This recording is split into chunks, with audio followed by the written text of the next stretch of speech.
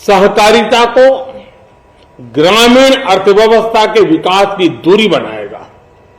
सरकार ने cooperative sector में दुनिया की सबसे बड़ी अन्न भंडारण योजना बनाई है, स्टोरेज कैपेसिटी।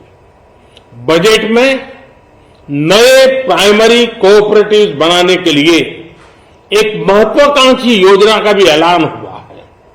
इससे खेती के साथ साथ दूध और मछली उत्पादन के क्षेत्र का विस्तार होगा। किसानों, पशुपालकों और मछुआरों को अपने उत्पाद की बेहतर कीमत मिलेगी। साथियों, अब हमें डिजिटल पेमेंट्स की सफलता को एग्रीकल्चर सेक्टर में दोहराना है। इसलिए इस बजट में हम डिजिटल एग्रीकल्चर इंफ्रास्ट्रक्चर की एक बहुत बड़ी योजना लेकर आए हैं। आज दुनिया इंटरनेशनल मिलेट ईयर मना रही है। भारत में मिलेट्स के अनेक प्रकार हैं, अनेक नाम है। आज जब मिलेट्स घर घर में पहुंच रहा है, पूरी दुनिया में पॉपुलर हो रहा है, तो उसका सर्वाधिक लाभ भारत के छोटे किसानों के नसीब में है। और इसलिए आवश्यक है कि नए तरीके से उसको आगे ले जाया जाए। इसकी एक नई पहचान, विशेष पहचान आवश्यक है। इसलिए अब इस सुपर फूड को श्री अन्न की नई पहचान दी गई है।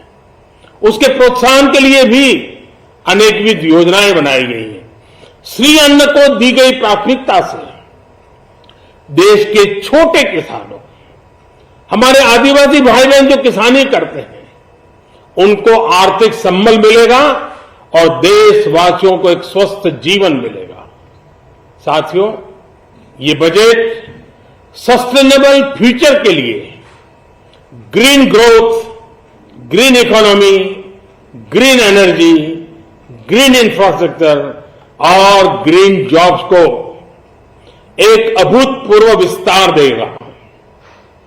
बजट में हमने टेक्नोलॉजी और न्यू इकोनॉमी पर बहुत अधिक बल दिया है। एस्पिरेशनल भारत आज road, rail, metro, port, waterways, हर क्षेत्र में आधुनिक इंफ्रास्ट्रक्चर चाहता है। नेक्स्ट जनरेशन इंफ्रास्ट्रक्चर चाहिए। 2014 की तुलना में इंफ्रास्ट्रक्चर में निवेश पर 400% से ज्यादा की वृद्धि की गई है। इस बार इंफ्रास्ट्रक्चर पर 10 लाख करोड़ रुपए का अभूतपूर्व इन्वेस्टमेंट भारत के विकास को नई ऊर्जा और तेज गति देगा। ये निवेश युवाओं के लिए रोजगार के नए अवसर पैदा करेगा। एक बहुत बड़ी आबादी को आय के नए अवसर उपलब्ध कराएगा। इस बजट में ईज ऑफ डूइंग बिजनेस के साथ साथ हमारे उद्योगों के लिए क्रेडिट सपोर्ट और रिफॉर्म्स के अभियान को आगे बढ़ाया गया है। एमएसएमईज के लिए 2 लाख करोड़ रुपए के अतिरिक्त ऋण की गारंटी की व्यवस्था की गई है। अब प्रिजम्पटिव टैक्स की लिमिट बढ़ने से एमएसएमईज को ग्रो करने में मदद मिलेगी।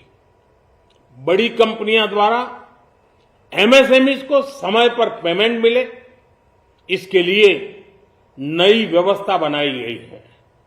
साथियों, बहुत तेजी से बदलते भारत में मध्यम वर्ग, विकास हो या व्यवस्था हो, साहस हो या संकल्प लेने का सामर्थ्य हो, जीवन के हर क्षेत्र में आज भारत का मध्यम वर्ग एक प्रमुख धारा बना हुआ है।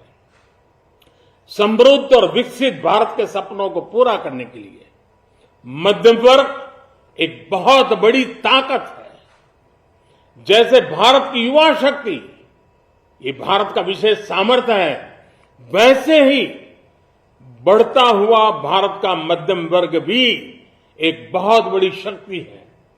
मध्यम वर्ग को सशक्त बनाने के लिए हमारी सरकार ने बीते वर्षों में अनेकों निर्णय लिए और ईज ऑफ लिविंग को सुनिश्चित किया है। हमने टैक्स रेट को कम किया है, साथ ही प्रोसेस को सिंप्लीफाई, ट्रांसपेरेंट और फास्ट किया है। हमेशा मध्यम वर्ग के साथ खड़ी रहने वाली हमारी सरकार ने मध्यम वर्ग को टैक्स में बड़ी राहत दी है।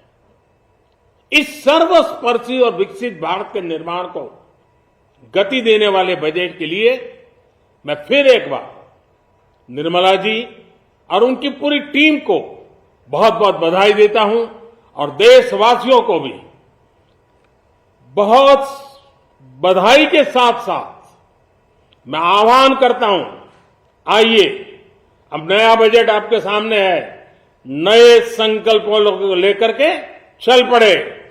2047 में समृद्ध भारत, समर्थ भारत, हर प्रकार से संपन्न भारत हम बना के रहेंगे।